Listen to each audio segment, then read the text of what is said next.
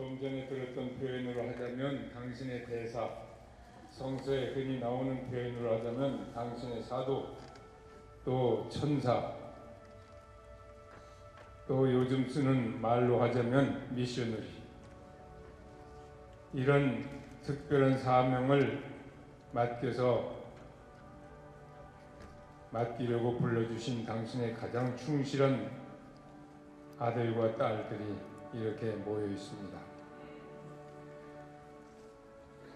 이 혼란스러운 시대에 당신께서 주신 사명을 정말 잘 할 수 있도록 거기에 필요한 빛과 힘을 가득히 내려주시고 이 시간이 그것을 위한 좋은 계기가 될 수 있도록 함께해 주소서. 우리 주 예수 그리스도의 이름으로 비나이다. 아멘. 성부와 성자와 성령의 이름으로 아멘. 우선 여러분들 정말 이렇게 계속해서 여러 시간을 앉아 계시는 것만 해도 이게 보통 일이 아닙니다.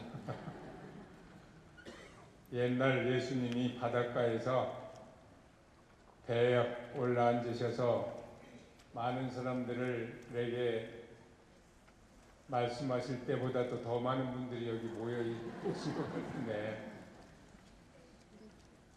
여러분들이 아까 이게 도대체 어떻게 생겼나, 성가정 뭐라고 해요? 성가정 사도 선교회, 성가정 선교회. 여기 와서 처음으로 알았는데 저는 구육이 신부님이 오라고 해서 왔을 뿐인데 이 정체에 관해서 처음 더 구체적으로 알게 됐습니다. 근데 잠깐 이렇게 소개받은 것으로만 생각해도 이게 정말 제일 중요한 일을 여러분들이 하고 계신다.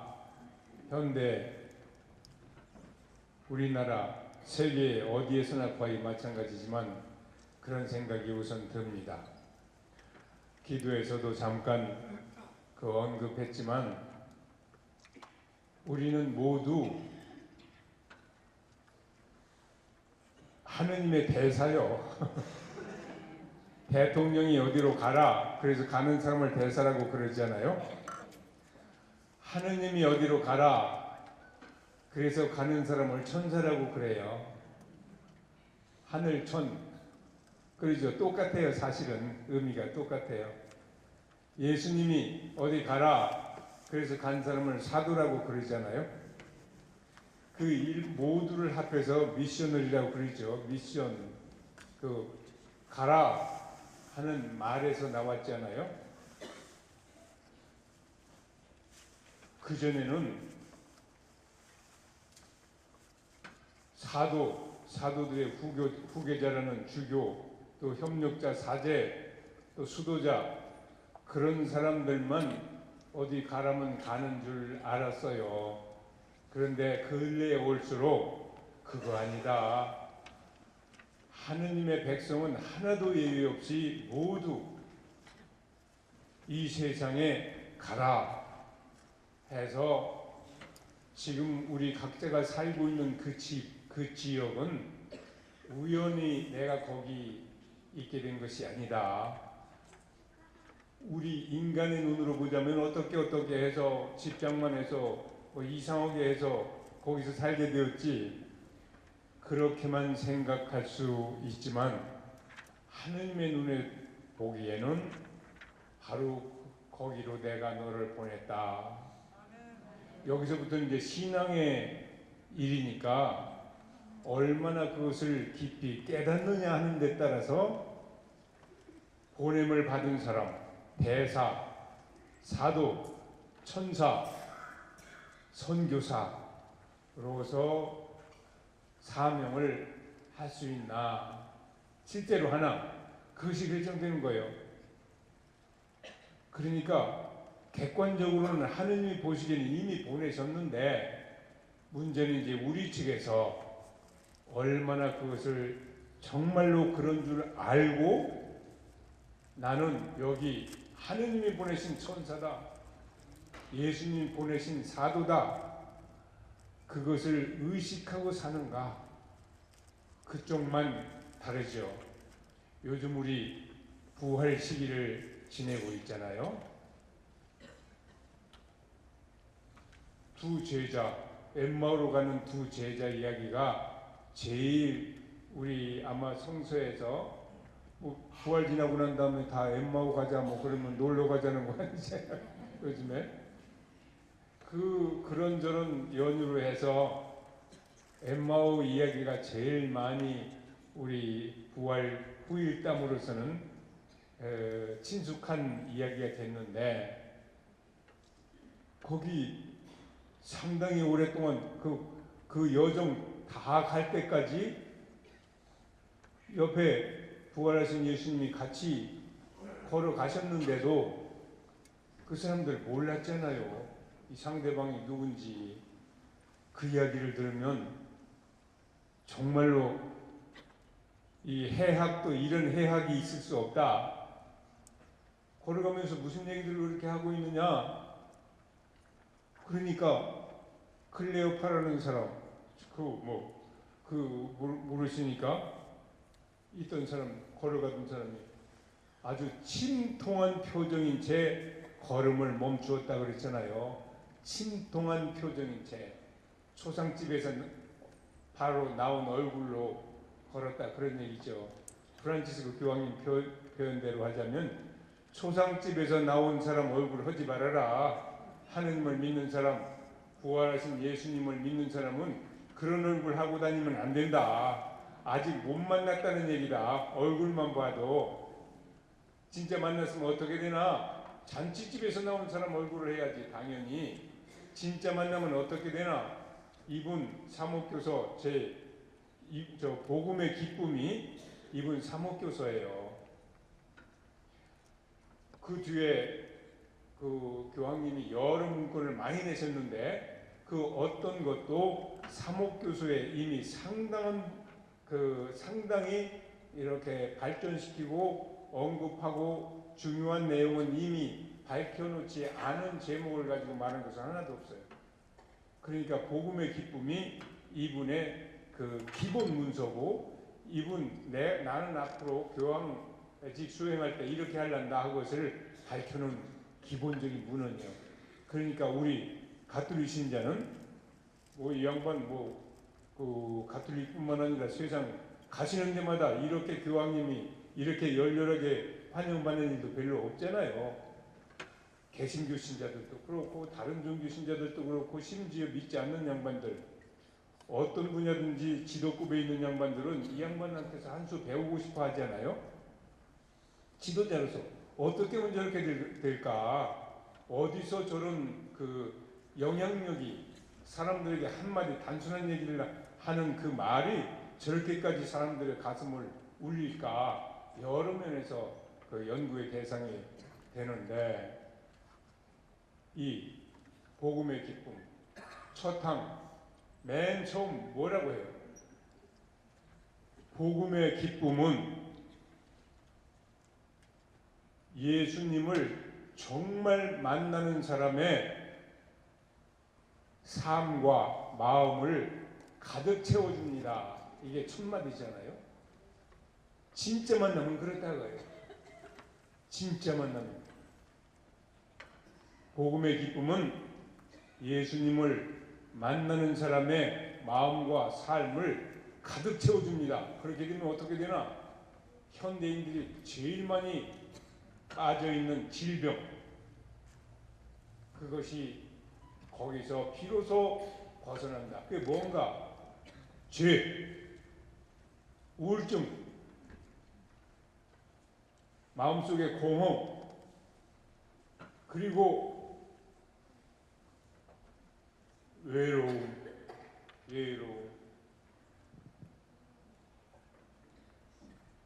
이거 잘 살고 못 살고 출세하고 말고 유명하고 말고 아무 상관없이 정말로 주님을 제대로 만나지 않은 사람, 이거 다 걸렸거나 아니면 이 중에 한두 가지를 아주 중증으로 걸렸거나 아닌 사람 없어요. 제가 전국 주교단에서 소공동체 그걸 담당하고 있기 때문에 전국에 여러 분야 여러 지역 각 계층의 대표자들을 만나서 그분들의 이야기를 들을 경우가 많았거든요. 대한민국 바로 여기 교구 서울 여기서도 제일 잘 사는 동네 있잖아요. 거기 어떤 양반이 오셔서 얘기가 우리 동네 사람들은 남편이 의사거나 무슨 남편 의사 자녀들 중에서도 의사 사자 안 붙은 사람이 거의 없고 제일 부자 동네니까 그 한가락하지 않은 사람 하나도 없는데 집에 들어가서 깊은 얘기를 들어보면 그 얘기를 하는 일도 별로 없거니와 어떻게 해서 묘하게 들어보면 기가 찰 정도로 이 중병에 걸린 사람이 그렇게 많습니다. 기가 찰 정도로 아주 깜짝 놀라요. 자기가 그렇다고 하는 것을 말조차 못하는 거예요. 그러니까 더 문제는 심각해지지. 복음의 기쁨은 예수를 만나는 사람, 예수님을 만나는 사람의 마음과 삶을 가득 채워줍니다. 그리고 그때 비로소 사람은 죄, 거기에 따른 슬픔, 우울증, 공허감, 밥도 먹고 다 했는데 가슴이 뻥 뚫린 것 같은 개미 쳇바퀴 돌리는 것 같은 아무리 뭘 해도 뭐가 앞으로 가는지 뒤로 가는지 이게 모르겠다. 그리고 외로움. 청와대에 올라앉아 있어도 이 네 가지 그건 밖에 사람들이 눈에 보이는 거구나. 아무 상관없는 얘기요. 그렇죠. 한 나라의 돈을 다 가지고 있어도 마찬가지죠. 사람들 꾸벅꾸벅하죠. 근데 이 사람 나를 보고 꾸벅꾸벅하지 않는다고 하는 거 그 사람이 더 잘 알아요. 내가 가진 권력이라든가 내가 가진 돈 앞에서 지금 머리를 숙이는 거지 나하고는 상관없다. 그거 더 잘 알으니까 외로운 거예요. 진짜로 나를 아무개로 생각해서 깊이 정말로 죽을 자리가 있으면 같이 죽겠다 그러는 사람이 하나라도 있으면 그 사람은 인생 성공한 것일 거예요. 프란치스코 교황님 바로 이 문제 어떻게 좀 해보기 위해서 지금까지 신호도 역사에서 세계 주교 대의원 회의라고 이름 붙이는 역사에서 같은 주제를 가지고 신호들을 연속해서 두 번 하는 일은 없었어요. 이분은 두 번 하셨잖아요. 2014년 10월, 2015년 10월 두 번 했어요.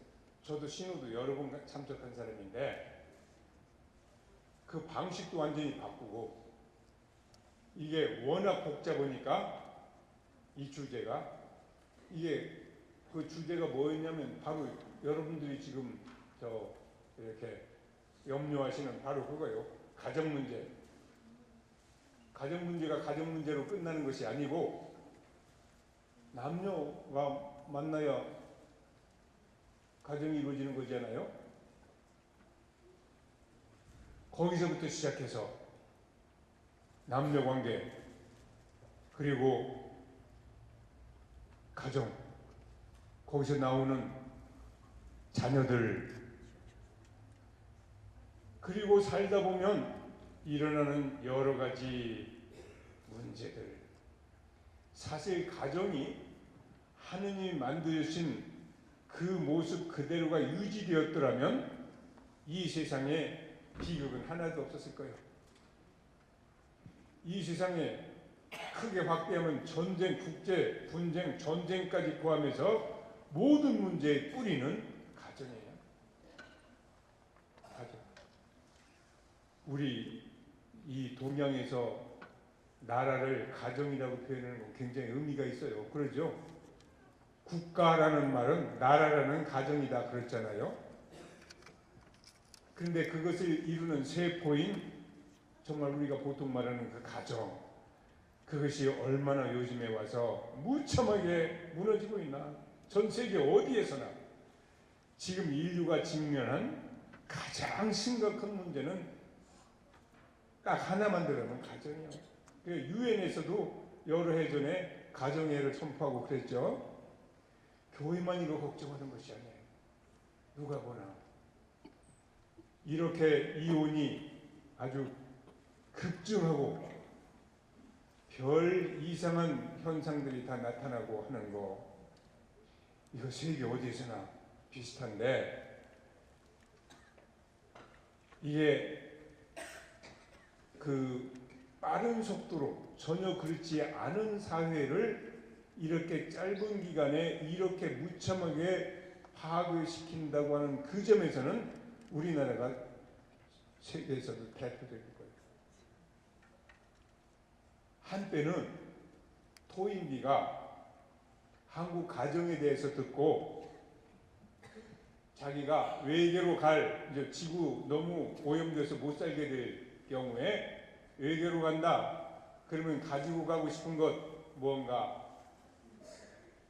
한국 가정 제도를 가지고 가고 싶다면서요. 한국이 우리 어렸을 때 기억만 해도 한국 가정이 정말로 전 세계의 모범이었어요. 그래서 그때쯤만 해도 그때가 70년대, 80년대 그때까지만 해도 유네스코에서 한국 가정을 전 세계 모범 사례로, 대한민국을 가정생활에서 모범 사례로 선포하려고 막 그랬어요. 그런데 그때부터 어쩐 일인지 사태가 급전직하로 발전하더니 오늘날 전 세계에서 가정이 파괴되는 속도로 보자면 또 모범국가예요. 이렇게 돼버렸어요. 미국 같은 데는 초등학교 애가 애를 업고 와도 야한테 뭐 너 이거 이렇게 하면 안 된다 하는 말 안 해요. 대책을 세울 뿐이지. 무슨 대책? 거기다가 저 타가수 하나 만드는 거예요. 초등학교에도.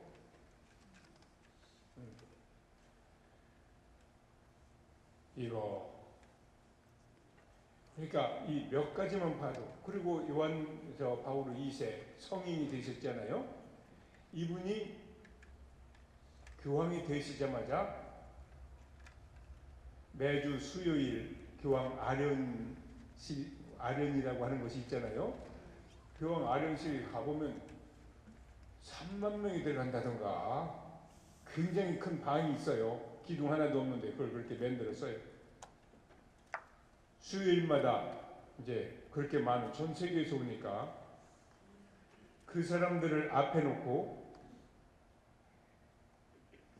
장장, 이제 중간에 무슨 성년 행사 뭐 그런 것 때문에 그 상당히 거의 1년 동안을 이렇게 좀 빈 적은 있지만, 그래도 그 이제 계산하자면 그 5년 그걸 빼면 4년을 이 문제만 가지고 얘기했어요. 그런데 앉아있는 사람은 참 딱하지. 그거 처음부터 끝까지 있는 사람 하나도 없어요. 우연히 왔다가 그냥 저 교황님 만나러 왔는데 앉혀놓고 그 얘기만 했으니까, 그거 110 몇 차례를 했는데 그 4년 동안 했다고 해도 수요일만 하니까, 그리고 무슨 행사 있으면 못 오고 그러잖아요.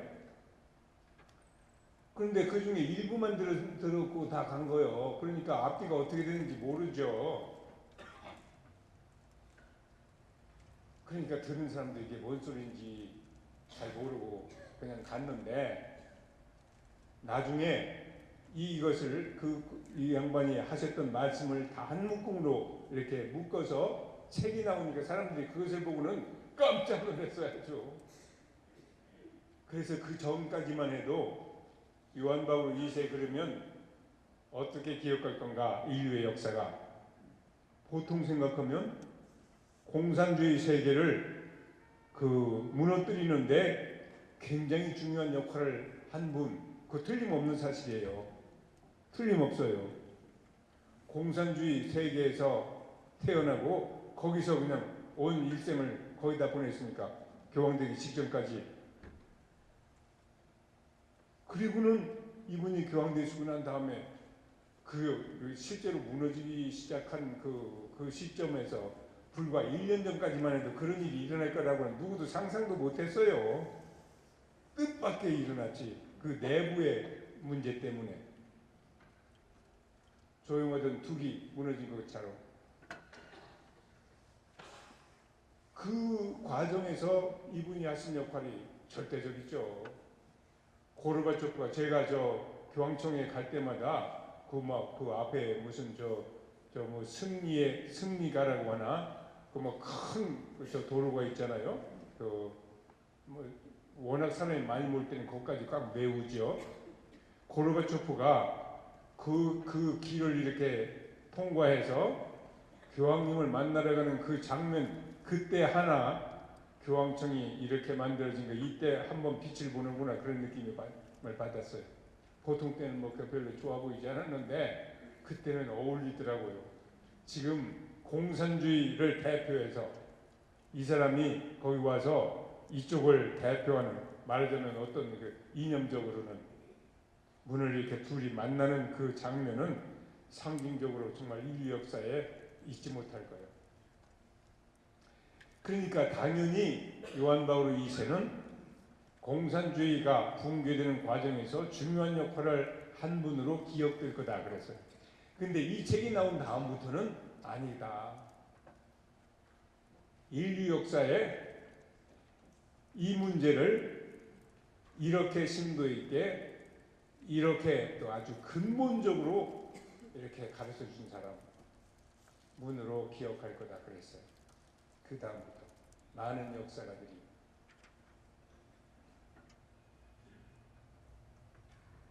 이것만 가지고도 왜 그런가? 이 양반은 또 뭐 아주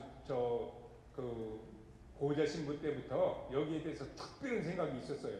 이 양반 어려서 신학교 간 사람이 아니고 대학 다 나오고 무슨 연애도 할 것 하고 다 성인이 돼서, 아버지가 어머니는 일찍 돌아가셨는데 아버지가 어머니 역할도 같이 하고, 그런데 그분이 돌아가신 거예요. 그러니까 그 시신 옆에서 밤을 새우면서 깨달은 바가 있어서 그때 늦게 신학교에 가셨어요. 그 전까지는 연극부에 들어가서, 연극도 보통 연극이 아니라 말하자면 무슨 저항극인 거예요. 그 공산주의 세계니까 지하에서. 그래 하다가도 뭐 떴다 그러면 막 도망갈 수밖에 없는 그런 상황에서 좌우간 그랬는데, 그 어떤 것보다도 사람의 삶에서 남녀 간의 사랑, 그렇게 해서 이루는 가정, 이것보다 더 중요한 일은 없다고 하는 사실을 젊었을 때부터 아주 절절하게 느끼고 강조하고 그랬어요. 그때부터, 교황돼서가 아니라. 그 교황돼가 돼가지고 처음부터 한 것이 이거요. 그러니까 그걸 이게 어떻게 될지를 알았더라면 저항이 굉장히 심했을 거예요. 그 앞에 또 그 비슷한 일이 조금 있었어요. 뭐 그렇게까지 가르치는 것도 아닌데, 이분이 그 가르침 속에 있는 일부를 요한 바울 2세 교황님이 발표하셨다가 아주 얼마나 많은 저항을 받았는지, 그 뒤에 이 양반은 별로 이렇게 문건을 내시지도 않았어요. 근데 이 양반은 이것도 전략이었던 것 같아요. 나중에 보니까 그 얘기를 그대로 반복하는데도 사람들은 눈치를 못 챘어요. 다 종합해 놓고 보니까 이게 그 얘기 이야기 여기서도 있네. 거기 깔려 있네. 그 나중에 알았지.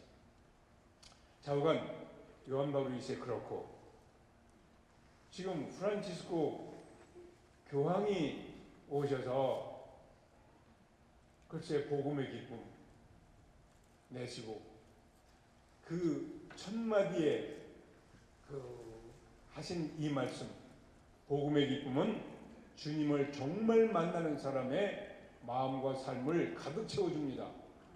그러면 그때 비로소 인간은 죄의식 거기에 따른 뭐라고 그래 우울증, 슬픔, 내적 공허, 외로움에서 비로소 벗어납니다. 이런 데서 벗어날 수 있는 길은 다른 데는 없다 그거예요. 비슷한 것은 많죠. 근데 출세를 어디 꼭대기까지 하고 돈을 한나라 거 다 가지고 있어도 해결이 안 돼요. 그건 아무 상관도 없어요. 오히려 그것이 더 방해가 될 경우가 많지. 옛날 가난하던 시절은 부부관계는 그거 대부분은 그거 의심의 여지가 없었어요. 그런데 프란치스코 교황 바로 그것을 복음의 기쁨 첫 항을 이제 좁혀서 어떤 한 곳을 바라보면서 바로 여기가 고쳐지면 그렇게 될 거다 하는 한 주제 하나를 딱 이렇게 잡자면 그것이 가정 문제가. 그러니까 이분도 어떤 의미는 전략적으로 똑같은 주제를 가지고 이렇게 두 번이나 했단 말이죠. 1년 텀을 두고 왜 두었나? 이게 이 문제에 따른 이제 구체적으로 들어가자면 반론이 얼마나 많이 있을 수 있는지 몰라요. 지금까지도 그거 있어요. 그냥 일부에 있어요. 그러니까 어떤 방향으로 이렇게 띄워놓고 처음에 할 때 사람들이 막 찬반이 막 굉장히 심하죠. 그러니까 뜸을 들이기 위해서 1년쯤 묵혀놓은 거예요. 사실 이 양반의 결론은 이미 났어요. 이미 났는데 더 좀 생각해보자. 여러분들도 더 깊이 좀 생각 좀 해봐라. 그리고 다시 모였어요.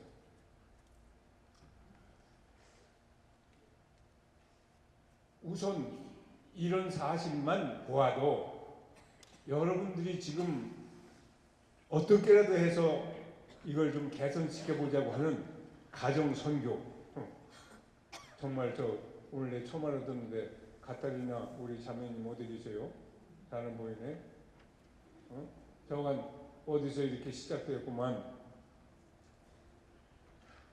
이 일이 우선 여러분들 가운데서 이렇게 시작됐다고 하는 것도 굉장히 중요한 의미가 있는 것 같은데요. 보니까 가정은 여러분들의 일이니까 우리 같은 사람보다 먼저 여러분들의 일이요. 그렇잖아요. 가정이 있어야지.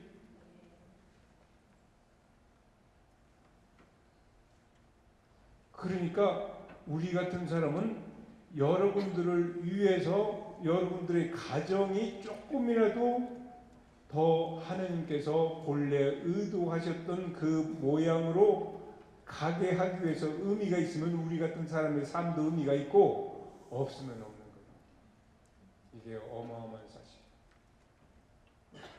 왜냐하면 여러분의 가정이 조금 헷갈리다가 본래 모습으로 요만큼만 돌아와도 그게 온 세상을 그만큼 바꾸는 거니까.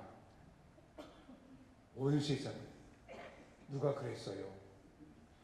내가 나 자신을 1cm만 들어 올려도 지구를 들어 올리는 거라고. 지구를. 규모의 문제가 아니에요. 하느님한테는 규모 아무 상관없어요. 양이 100마리라도 한 마리, 은전 10개라도 하나, 아들이 둘이라도 하나, 딱 하나. 하느님은 하나요. 그래서 하나님이요. 그런 점에서는 하나님. 둘도 못 세는 분이요. 딱 하나만 세. 그러니까 이 세상에 사람이 얼마나 많은데 내가 거기서 뭘 한다고. 내가 하나만 바꾸면 인류를 바꾸는 거예요. 예수님도 그 방법을 쓰신 거예요. 내가 하나를 바꾸면 인류를 바꾸는 거다. 내가 한 사람, 그것이 때로는 나 자신이라고 해도 그걸 이만큼만 들어올리면 지구를 그만큼 들어올리는 거다. 둘, 세기 시작하면 힘 빠져서 못해요. 그 인간적인 상식이 자꾸 들어가고, 가정 하나가 제대로 서면 천지가 다시 창조되는 거예요. 이거 말이, 이게 신앙의 언어는 말이지, 때때로 황당무계할 만큼 좀 그래요. 너무 커. 근데 그건 사실이에요.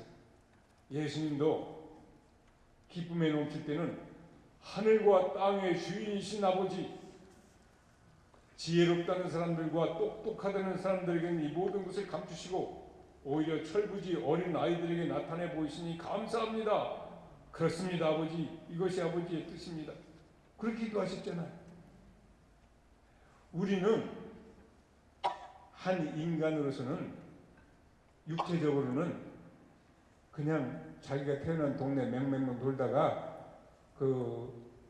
아무리 뭐 이렇게 해본다고 그래도 옛날 우리 한문 문화권에서 한 표현대로 하자면 아무리 여기저기 돌아다닌다고 해도 개미가 쑥대 위에 올라가 가지고 어이구 세상에 이렇게 넓으네 하고 말했다는 정도를 벗어날 수가 없어요.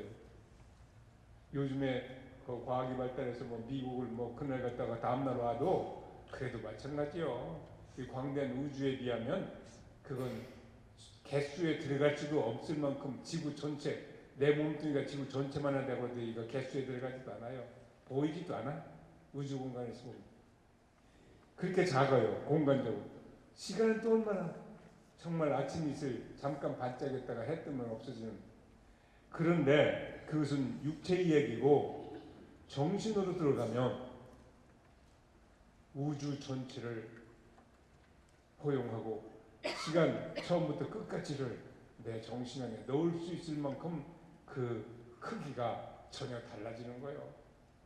하느님하고 같은 크기가 되니까 하느님 자식이니까. 그러니까 우리는 이런 언어를 가져야 비로소 신앙인의 모국어를 터득한 거예요.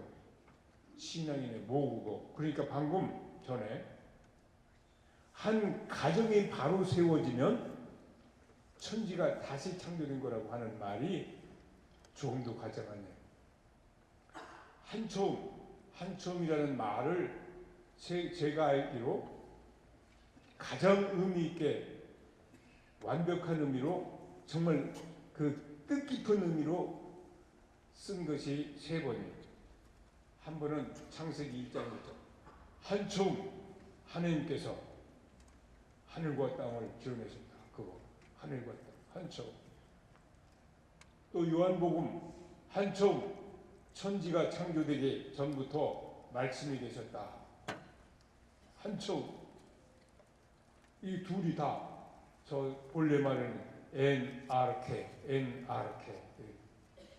그리고 또 한 번 가장 중요하게 한초음이라는 말이 나온 것이 아까 여러분들 여기도 나오지만 그거 저 일자가 빠졌어요. 9장이라고 마태복음 9장이라고 그러는데 유심히 봤어요.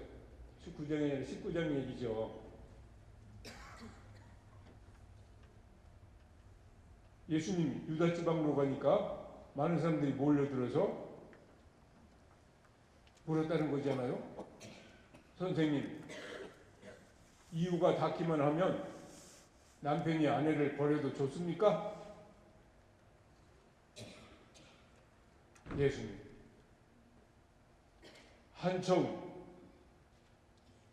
창조주께서 사람을 남자와 여자로 만드셨다는 것과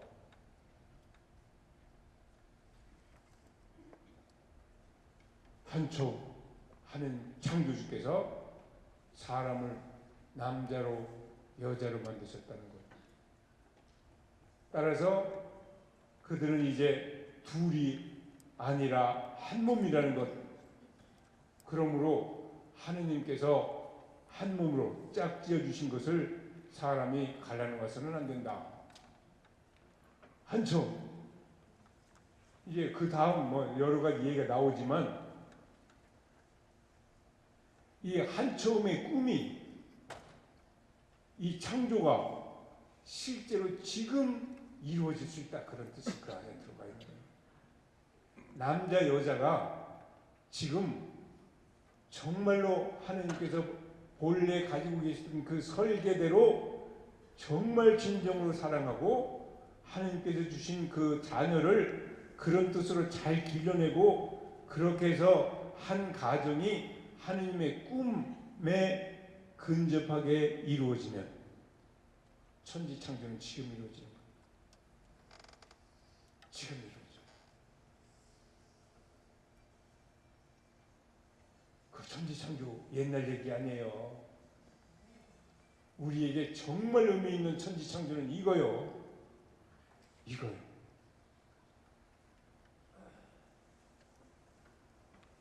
그런데 거기도 나오잖아. 그런데 모세는 아내 버릴 때 이혼장을 써주면 버리라고 했지 않습니까? 모세는 너희 마음이 굳을 대로 굳어져서 아내와 이혼해라고 해도 좋다고 했지만 처음부터 그랬던 것은 아니다. 또 한처음. 그러니까 예수님은 이런 각도에서 보면 가정을 한처음 하느님이 천지를 창조하실 때 그리고 인간을 남자와 여자로 창조하실 때 가지셨던 그 꿈 그것을 기준으로 해서 다시 만들기 위해서 이 세상에 오신 거예요.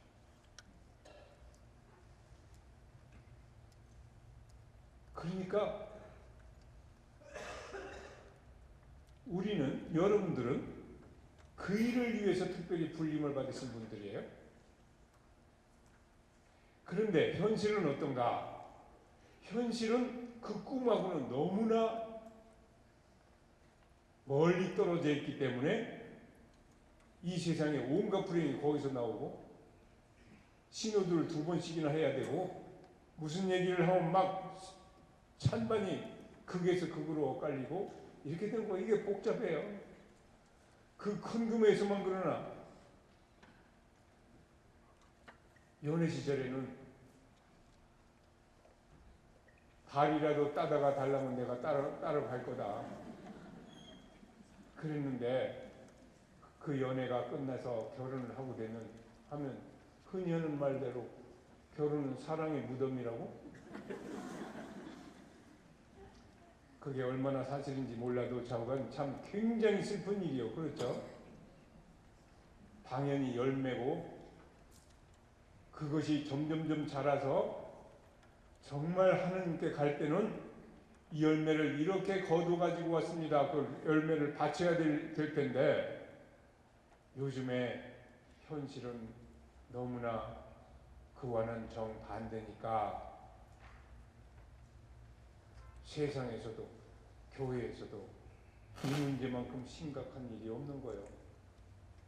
그래서 여러분들이 필요하고 가정사도직이 필요하고 선교가 필요하고 그런 거죠.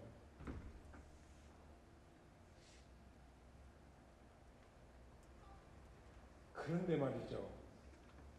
이런 얘기 하면 그때는 참 근사해요. 근사한데 돌아서 보면 무거운 마음을 어떻게 하기는 여전히.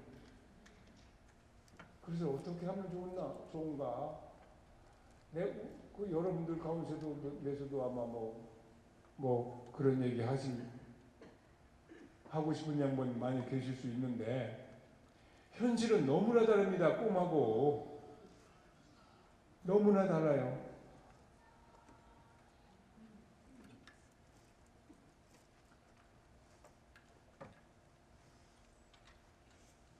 어떻게 해야 되나?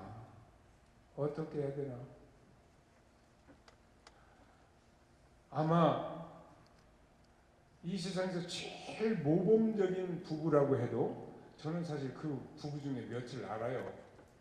구체적으로 알아요. 아주 가까운 분 중에서 그런 분이 계세요. 정말로 기가 막히게 잘 사시는 분도 계세요. 근데 그렇다고 해도 순풍에 돈만 달고 지금까지 왔다는 사람 손 들어보려면 하나도 없을 거예요 아마. 그래서 이것은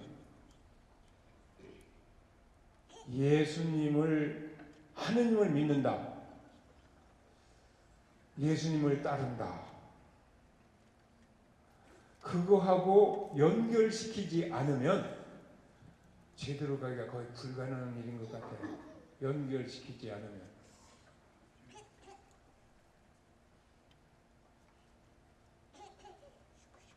그러니까 가정을 제대로 이룬다, 부부가 서로 사랑한다, 신의를 지킨다, 온갖 그 폭풍 속을, 폭풍을 만나도 그대로 그래도 끼우뚱하면서도 앞으로 간다. 어떻게 가능할까? 이거 문제죠. 어떻게 가능할까? 그런데 이 일하고 관련해서 이 가정 문제에 관해서 두 번이나 한 그 시노드 결과를 교황님이 이렇게 문건으로 내놓으신 것이 있죠. 그 이름을 여러분들 다 아시죠? 그 책 이름이 뭔지 아시죠? 뭐예요? 응? 여러분들 이게 여기 오신 분들한테는 이것이 앞으로 교과서가 돼야 돼요. 다른 어떤 것보다도 교과서야 돼요. 혹시 아시는 분 계세요? 신호도 2번, 가정에 관해서 신호도 2번 하고 그 후속 문건으로 교황님이 내신 신호도 후속 그 교황 권고 그러고 나온 책이 있는데, 응? 잘 모르세요? 앞으로는 이것 가지고 또 몇 시간 해야 되겠구만. 그 이름 우선 그것만 잘 기억하세요. 그리고 다음에 어디 가시면 그 책 꼭 사세요. 사랑의 기쁨이에요. 사랑의 기쁨 잘 적어놓으시고 사랑의 기쁨.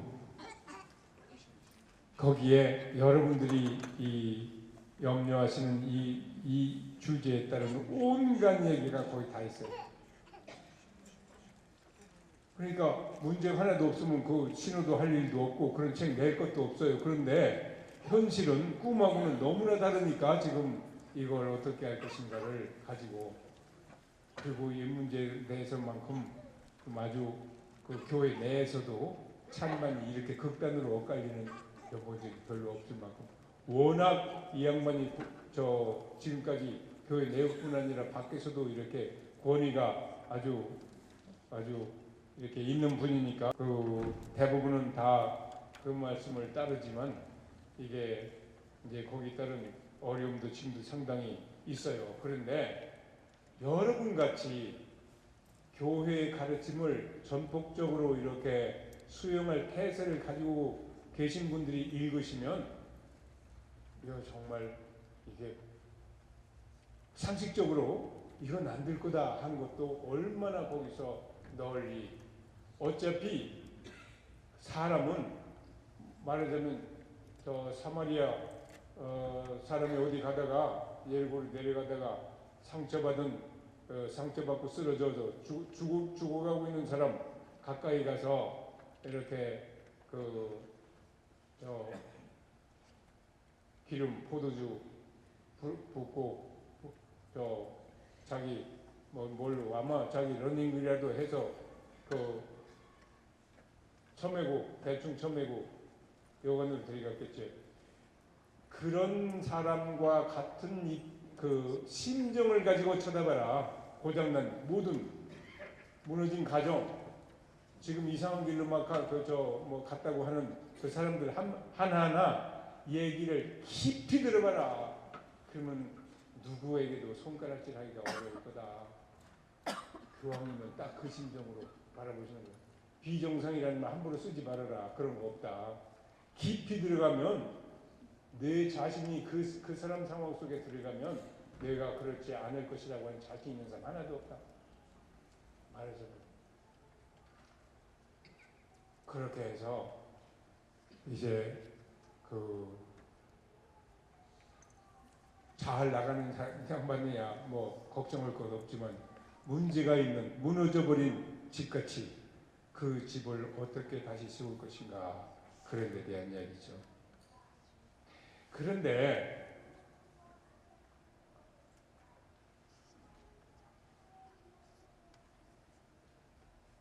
이런 이야기를 듣는 것만 가지고는 정말 안 돼요. 저도 말은 이렇게 하지만 돌아서서 다른 문제 가지고 누구 얘기를 들으면 참 그러면 좋겠네. 그래도 그걸 실제로 살아낸다면 그건 또 전혀 다른 얘기예요. 그렇잖아요. 알기는 참 알았습니다. 그런데 몸뚱이가 말을 안 들으면 그러니까 예수님이 돌아가시기 전에 바로 그 다음날 돌아가실 건데 마지막 날 하신 말씀 중에 그런 말도 있잖아요. 아직도 나는 할 말이 많지만 지금은 너희가 그 말을 알아들 수 없을 것이다. 그러나 진리의 성령이 오시면 너희를 이끌어 진리를 온전히 깨닫게 해주실 거다. 근데 깨닫게 해준다는 것은 내가 한 말은 지금까지 100에 한 50 정도를 했는데 그분이 오시면 나머지 50을 더 가르쳐 줄 것이다. 그런 뜻이 아니에요. 그런 뜻이 아니에요. 내가 할 말 100 다 했다. 그런데 진리의 성령이 오시면 하실 일이 뭐냐. 여기다만 담고 있었던 그 내 말이 이리 내려올 거다. 돌아가신 김수환 주기님도 그랬잖아요. 여기 있던 것이 내려오는데 70년 걸렸다고.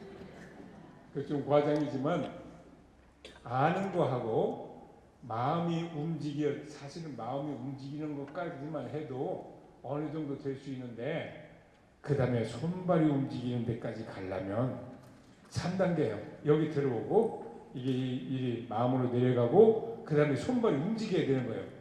그러니까 예수님은 말씀이 사람에게 있어서 우리와 함께 계셨다 그러잖아요. 말씀이요. 여기 말씀이. 그런데 말을 예수님같이 할 사람이 어디 있어요? 근데 그것만 가지고도 한계가 있는 거예요. 한계가 있어요. 그 다음에 바톤을 이어받아서 하실 분이 안 오시면 예수님 말씀은 허물어 돌아갈 수도 있었어요. 내려가서 마음을 움직이고 그렇게 해서 실제로 손발을 이렇게 움직일 수 있는 그분을 가리켜 예수님은 위에서 오는 힘, 위에서 오는 능력 그랬어요. 그랬죠. 그러니까 루카복음 저 끝에 보면 하늘로 올라가시기 직전에 나는 내 아버지께서 약속하신 것을 너에게 보내주겠다. 그러니 너희는 위에서 오는 능력을 받을 때까지 예루살렘을 떠나지 말아라. 예루살렘 떠나지 말아라. 거기까지 가야 완성되는 거고 일단 받으면 그 다음부터는 예루살렘이 이제 출발점이 되는 거예요. 그 이전까지는 예루살렘이 목적지였어요. 특별히 루카복음 보면 거기 가야 되는 거예요. 목적지로 갈 때까지는 예수님은 나를 따르라요. 예수님은 앞에 있어요. 따르는 사람 당연히 뒤에 있죠. 그런데 거기서 돌아가시고 부활하시고 올라가셨다가 내려오셔서 성령을 보내주시면 그때부터는 그 전까지는 예수님 속에만 있었던 영, 위에서 오는 힘이 예수님에게만 있었던 거예요. 옛날 저 기차로 보자면 화통, 지금도 기관실이겠지. 나머지는 다 딸려가는 거예요. 기원실은 앞에 힘이 있는 것은 그것밖에 없고, 그것이 모든 아무리 길어도 이렇게 끌고 가잖아요. 그러니까 거기까지는 제자요. 제자는 따라가는 사람이니까. 그런데 거기서 일단 성령을 보내주시면 이제 예루살렘은 출발지가 되는 거예요. 떠나라! 떠나라! 제가 이제 엊그제 다음 13일이면 저 새주기님 모셔서 이제 완전히 물러낼 건데, 마지막 그 사목교서를 제목을 떠나라였어요. 떠나라, 떠나라, 떠나라. 예루살렘에 와서 제자들에게 성령을 보내주시고 난 다음에는, 가득히 부어주시고 난 다음에는 이제 떠나라. 그때가 떠나라는 말을 듣고 떠나는 사람을 사도라고 그래요. 미국 가라 그러면 미국 대사가 되고, 중국 가라면 중국 대사가 된다고 했잖아요. 그때부터 사도요. 그 전에 사도라는 말은 사실은 실제로는 잘 안 어울려요. 그때까지는 제자지, 뒤에 따라오는 사람이에요. 그런데 그 힘을 제자들한테 부어주고 난다면 예수님은 뒤에 있고, 뒤에도 안 계셔요. 나중에 올라가 버렸어요. 안 보여. 근데 저 마르코복음 끝에 보면 이렇게 강복하시면서 떠나셨다. 제자들은 예수님께 엎드려 경배하고 기쁨에 넘쳐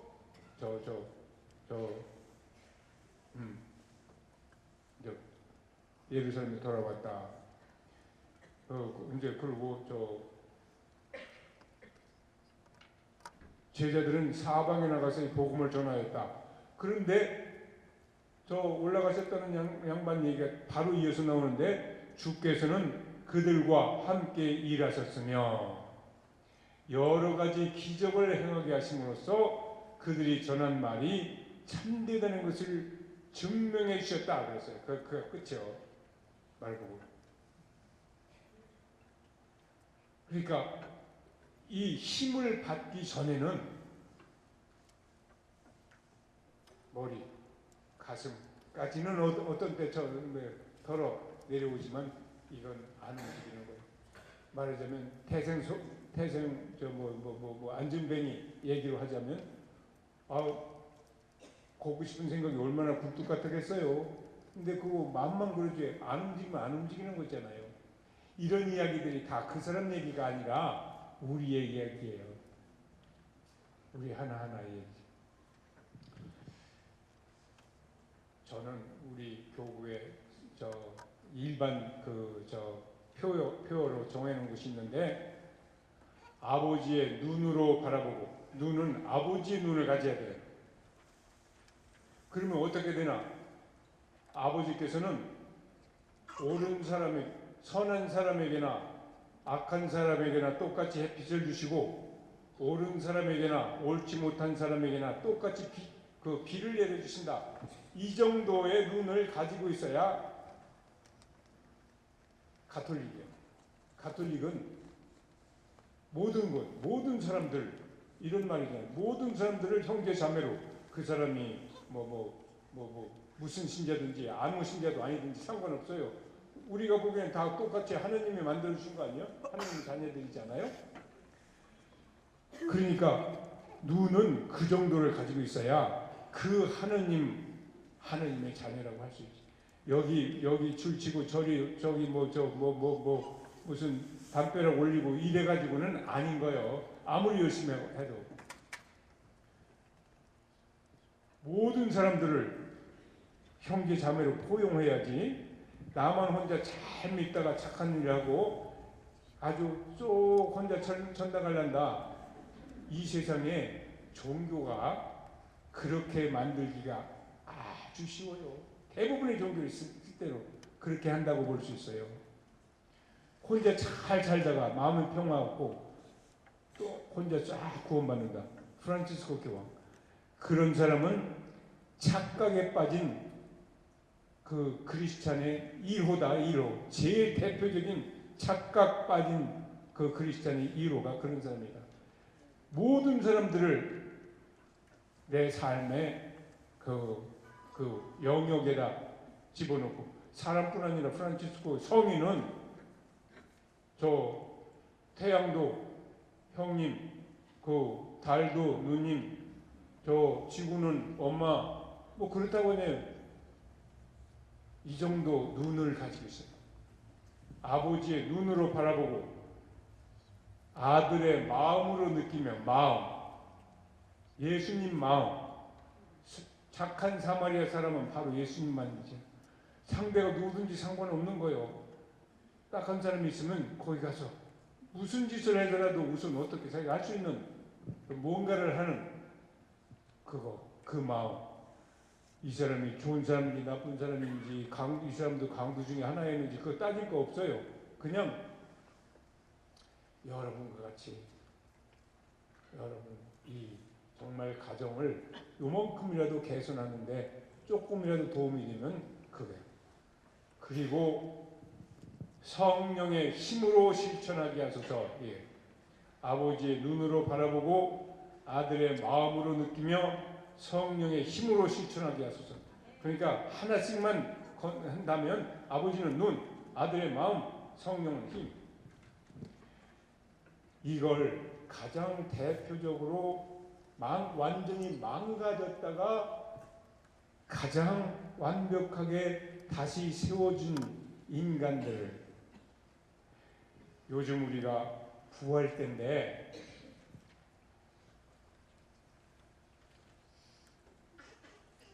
예수님은 부활하신 뒤에 누구한테 나타나셨어요? 맨 처음에 막달라 여자 마리아, 가장 철저하게 무너졌던 사람이에요. 사도들 중에 누구요? 베드로요.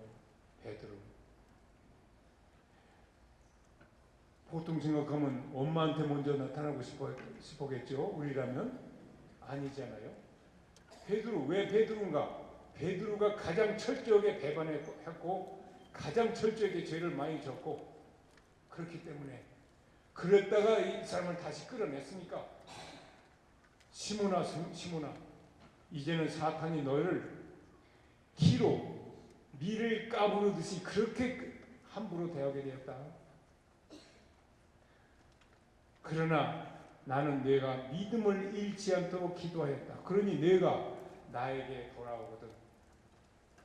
저 배반하고 도망갈 거 뻔히 알았던 거예요. 그때 이미. 그렇지만 나는 너한테 실망하지 않는다. 내가 기도했으니까 그 기도는 반드시 들어질 거고 너는 나에게 틀림없이 돌아온다. 그래서 베드로한테 처음으로 나타나신 거예요. 잘나서가 아니라. 그러니까 아버지한테 이제 승리를 하고, 뭐 전쟁에 가서 승리했으면 뭐라고 그래요? 그 트로피를 가지고 가야 되잖아요. 뭐라고 그래요?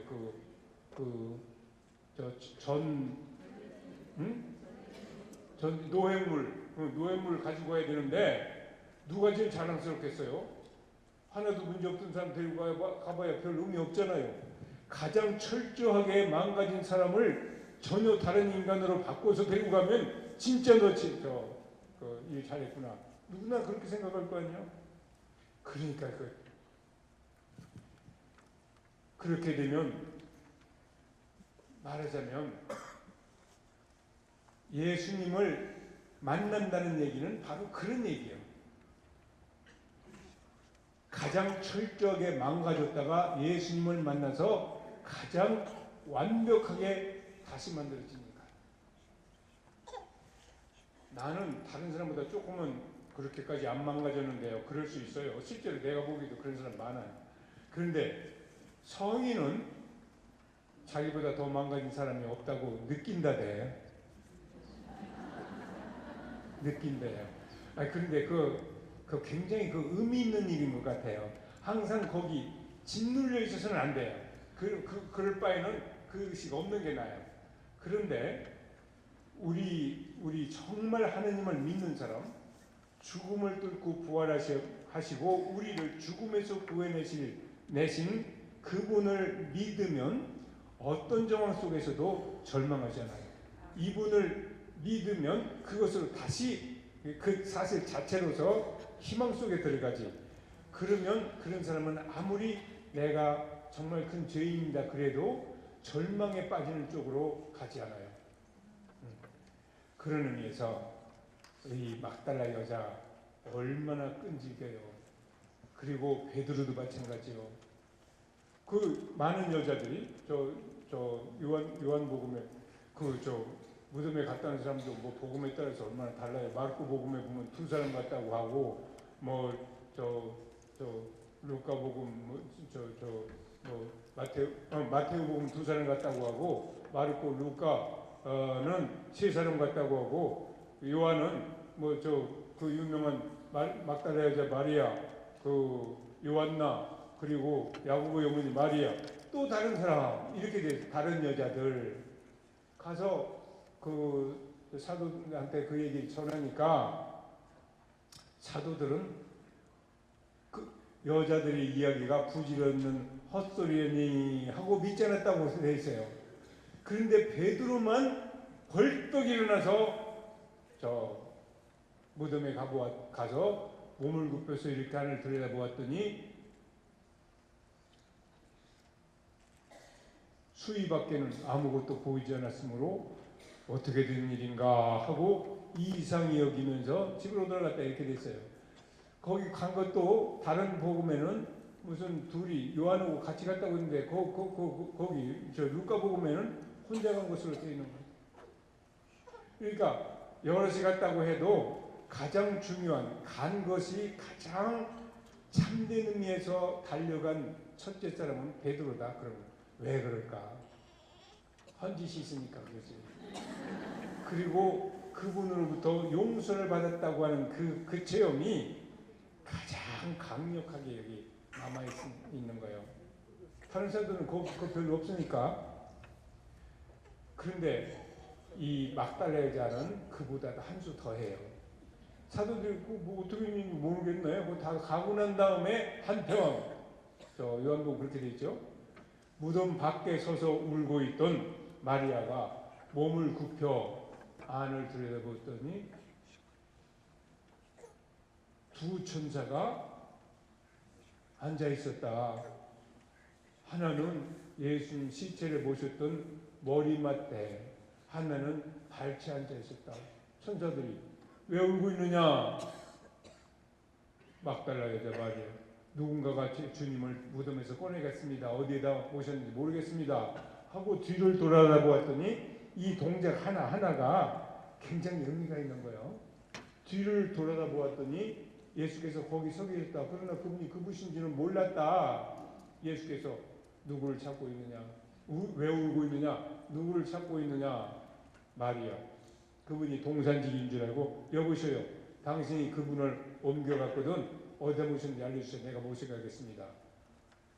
예수님, 마리아야 하시자 마리아는 히브리 말로 랍보니 하고 부릅니다. 두 이름. 예수님, 내가 아직 아버지께 올라가지 않았으니 나를 만지지 말라 그렇게 됐어요. 붙잡지 말라고 번역되었지만 만지지 마라. 그리고 내 형제들에게 가서, 제자들 형제라고 부르는 것이 처음이요. 부활하신 다음에요. 그 전까지 가장 친밀한 호칭은 친구요. 지금까지는 종이라고 불렀지만 이제부터는 난 너희를 친구라고 벗이라고 부르겠다 그랬잖아요. 여기는 이제 형제인 거예요. 아버지하고 천수가 똑같다 그거예요. 그렇게 만들어주시기 위해서 예수님이 이 세상에 오시고 그 고통 받으시고 그러신 거예요. 형제, 나하고는 맞먹어라 그런 얘기야. 어서 내 형제들에게 가서 나는 내 아버지이며 너희 아버지, 그렇게 만들어주기 위해서 오신 분이니까 내 아버지이며 너희 아버지, 내 하느님이며 너희 하느님이신 분께 올라간다고 전해라. 이게 한 사람이라는 건 바로 나요. 다른 얘기가 아니라 내가 부활하신 예수님을 만나는 과정이에요. 이거 말이죠. 요한복음 20장을 웬만하면 한번 외워보세요. 처음부터 한마디 한마디가 이 세상에 뭐 좋은 말도 많고 뭐 책도 많고 뭐 똑똑한 사람도 많고 그런데 대부분은 우리 머리를 그리고 마음도 어떤 데 조금 건드리지만 온 존재를 이렇게 뒤흔드는 그 언어는 어디에도 없어요. 근데 성서는 영 안에서 쓰여졌기 때문에 영이 나를 감싸서 그 영이 나를 아주 그냥 그 바람 속으로 힘을 들어가게 만드는 거예요. 그러니까 기도를 하면서 그걸 처음부터 이렇게 잘 한번 보세요. 한번 깊이 그리고 잘 입으로도 이렇게 외우면서 결정적인 순간들 보세요. 마리아야, 라보니, 그 본래는 랍비요. 근데 요즘 말로 내가 상상해 보면 요즘에 애들이 선생님한테 쌤 그런다면서요. 그 비슷한 호칭이었던 것 같아요. 자기들끼리만 통하는 애칭이 있었던가 봐요. 마리아, 라보니.